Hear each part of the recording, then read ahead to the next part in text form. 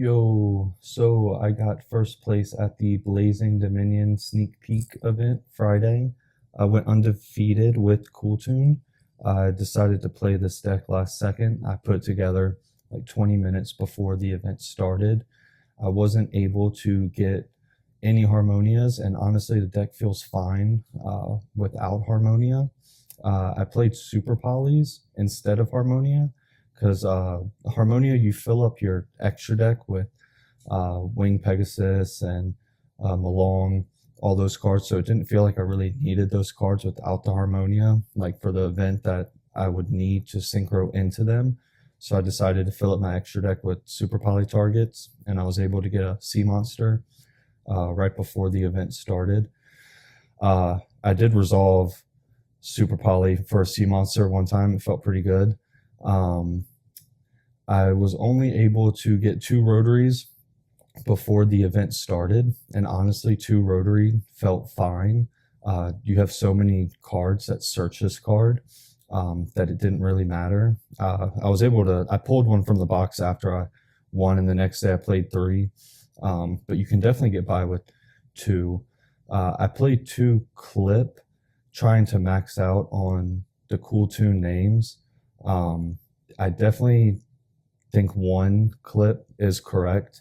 Uh, you are never searching this card, like turn zero going first, and you never want to use this card turn zero either, like specifically having clip and Rico in hand. You're pitching it seems like a very niche situation that you would ever really want to, play this on your opponent's turn zero. I was always, you end on Zaylin remix and like KTS, and you remix, you special back Rico, you add back a hand trap, and then you Rico search clip on your opponent's turn anyway. So just one just was all you really needed. Three KTS, that card's crazy, being twice per turn. The field spell feels like it does so much. Q is an insane card. I would have hands where I would have like Ash and Valor in my hand, and I would use Q to special Bell to just get it in rotation, then use the field spell, tribute Bell, replace it with whatever level I needed to keep playing, and then on their turn just bounce back the Bell in my hand. I have every hand trap that I need. Fua honestly felt like the worst card in my hand at times.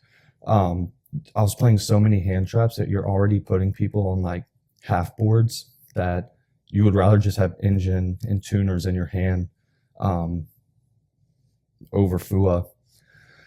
Played Talents and Called By, just filling in the space for 40, and honestly, like Talents came up, Call By came up, of course, just power spells. I mean, they feel good, but I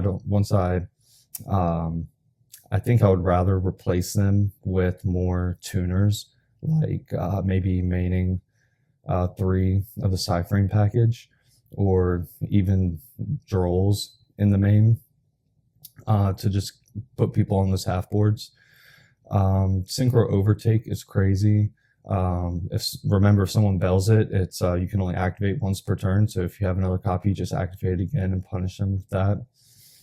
Three Ash, three Bell. The Super Polys were crazy all day. I was Super Polying Malice, Cooltoon, anything I could. You do have to look out for if you've used some of these cards that do lock you into tuners or synchros, that you can't Super Poly into fusions. So be aware of that.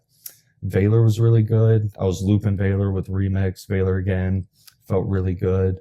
And Imperms honestly feel really good too. Like I didn't come into any situation where it was like conflicting with like Cyframes or anything. So that's the main deck. For the side frame package, I saw a lot of people were playing like this ratio. I don't really like this. I don't think it's correct. I'm not too sure what to do with that. I think maybe maining one of each for now is probably where I'm going to go forward with it. The Rose Whip is just like auto win against some decks. This card is insane. Striker matchup. I had a Lunalight matchup where I made this card, and it was just crazy. Perulia, I don't think I would play this card again. Even when I saw it and resolved it, it was like they gave me one draw. It's like a trade. Um, didn't feel too great. Honestly, the Charmies in this deck just don't feel that good at all. Crossout, I wouldn't play Crossout again. Like, we're not scared of Fua. We're not scared of Perulia. Probably the worst thing that could happen is your remix gets belled on your opponent's turn.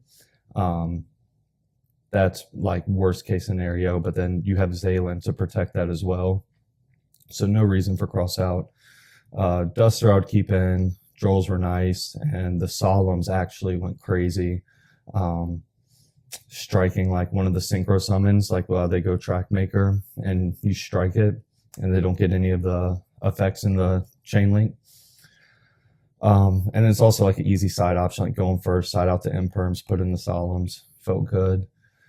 2 Track Maker. It's important to remember that Track Maker is a synchro that does say that you can use a tuner in your hand to synchro summon, unlike Remix or RS.